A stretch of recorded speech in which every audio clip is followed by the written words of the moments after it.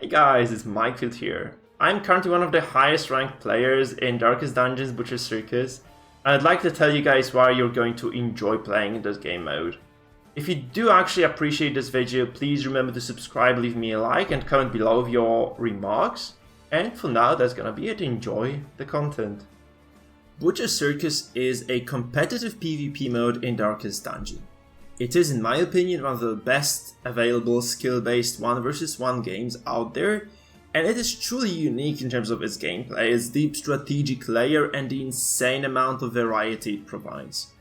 The game has a very high skill ceiling, since as to excel and reach the highest ranks, you need to understand how every single skill of the 18 existing classes works, what positions the skills can be used from, and how they interact with other combat mechanics.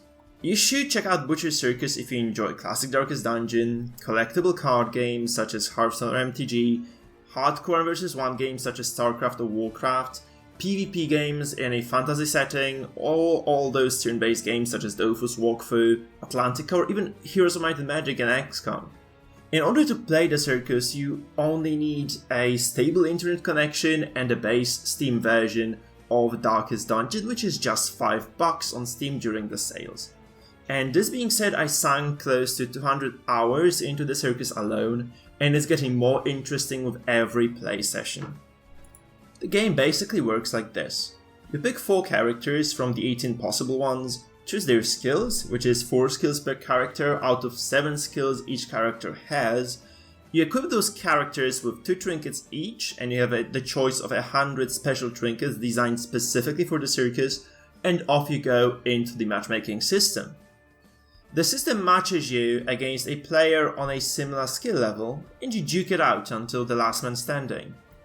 And you don't really have to worry if you're not too good initially. I know some of the people are quite afraid of losing games and not being good at PvP, but honestly it doesn't really matter, because as you improve, you'll gain your ranks, but being stuck for a while as you figure things out is nothing to be ashamed of. And also the learning phase alone is very enjoyable, since you have a ton of possibilities to explore, so many builds that are just out there and waiting to be discovered and so on and so forth. And also if you do want to improve fast, you can practice with friends or watch my gameplay videos and guides. And I invite you to visit my streams, which is twitch.tv/Mikefield, check out the description for that, or check out how different teams are played in the 200 or so highlights that my channel has. Again, all the links provided in the description below the video. The gameplay itself in the circus is definitely very fun and smooth. The battles are very brutal, very fast paced, and the circus is both similar to a classic DD in terms of how the combat goes, and very different at the same time, since your opponents are far more durable. There are 5 ranks that you can reach in the circus, which is Novice, Apprentice, Veteran, Champion, and Darkest, each with 3 sub-tiers, which are divided into pips. Generally speaking, you win or lose a pip per match, though it can sometimes vary depending on the strength of your opponent.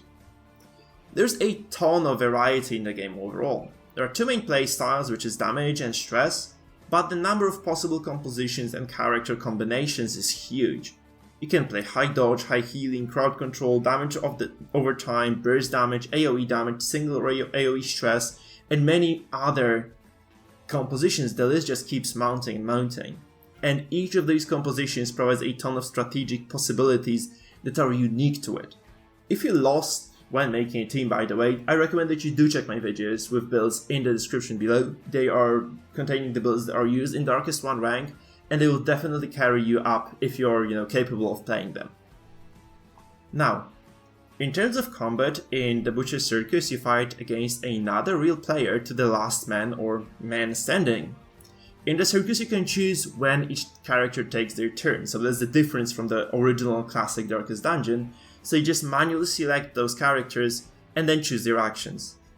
The turns are consecutive, and the person whose character goes last on one round will go second when the next round starts. So this generally speaking means that as long as 4 characters are alive on both sides, the person who starts the very first round of combat will go first on every following round. The game has the unique Death's Door mechanic, which is present in classic DD as well. It basically works like this. If you are reduced to 0 HP, your character enters a state in which every damaging hit, not damage over time by the way, can kill them. You start with 75% base staff resistance, and this means that you have 25% to be taken out on a hit. And every single hit that you take that doesn't kill you will reduce the number by 15%. Also, you can just remove Death's Door by simply healing yourself, though any reductions to Death Blow resistance will remain forever, right? So there's only one skill in the game that can bypass Death's Door and kill you, provided it does enough damage, and this is Jester class's Finale. Alternatively, you can kill people using stress with heart attacks. So every single character in the game has a stress bar that slowly fills up to 200, at which point it either instantly kills you, you have 0 HP, or it reduces you to 0 HP and reduces the stress counter to 175. You can obviously keep healing to avoid death, since you need to be at 0 HP to die from heart attacks, so, stress, though it's quite a strong and reliable way of killing people, will have certain weaknesses as well. And obviously taking a character to 200 takes a lot of time. The small benefit of stress is that at 100 stress, characters will get the so-called afflicted status, which in turn means that they just, sometimes refuse to act. In combat, it is crucial that you plan each of your moves and predict what your opponent's game plan might be. The better you understand their composition and individual characters' strengths and weaknesses, the harder you dominate in battle. So the more you know, the better you are, which is, a very nice thing for a person who is trying to learn a PvP game. There is RNG in the game, but as a player you have to learn to harness it and make best choices based on your chances to succeed. Each character has a set of resistances, which you have to take into account when taking turns. The higher the resists, the less likely your target is to be affected by a given ability's effect, so you have to play it smart and know which characters are more vulnerable than the others when selecting your targets. Now, that's basically it for, this kind of should have summarized the circus itself. However, people have been kind of complaining about the circus, right? So there are certain issues that this game mode does indeed have. The first major flaw, I believe, is the problem with the disconnections and desyncs. And that's one of the three major issues, I believe. So this is the only real serious issue that I personally think the circus has. And the problem is that, the servers were incredibly unstable on the game's launch, which was causing some serious issues and made the game very hard to enjoy at first. It also caused some very bad reviews on Steam, and the launch wasn't a big success because of it. The servers are mostly stable right now, however, and the issues are fairly infrequent and happen in spikes on very particular days, on very particular hours. Usually I can play 20 or more games undisturbed before a single desync occurs. Sometimes it's even more than 20, right? However, there are specific days, like usually Saturdays I believe, when the servers are slightly overloaded and those issues persist. So if you just, if you bump to a series of these things, you might actually want to consider playing on another day. Though as I said, those days are very infrequent. Like last Saturday we had a stream for 6 hours, we had 0 desyncs. So it's usually okay and it doesn't quite bother you that much. And, obviously, this is far from perfect, but the game is both extremely playable and enjoyable as it is. So do not let those complaining people discourage you from trying out the circus, because as I said, it's quite a rare occurrence overall. Unless you get super unlucky on your first day, which is, I believe quite unlikely, or your connection is bad, then this game will kind of not work well for you. Now, the second complaint that people have been filing a lot is that stress is overpowered.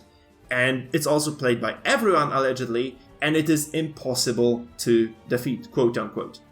And from my perspective, this is simply speaking not true. And I'm playing at the highest achievable rank in the game, and in my past 30 games, I'm at 9 stress builds. So 30% of the players are probably playing stress, obviously small sample size, but you should kind of get the gist here. And out of those 9 stress games I played, I lost 2. Okay, so this is kind of the essence of it.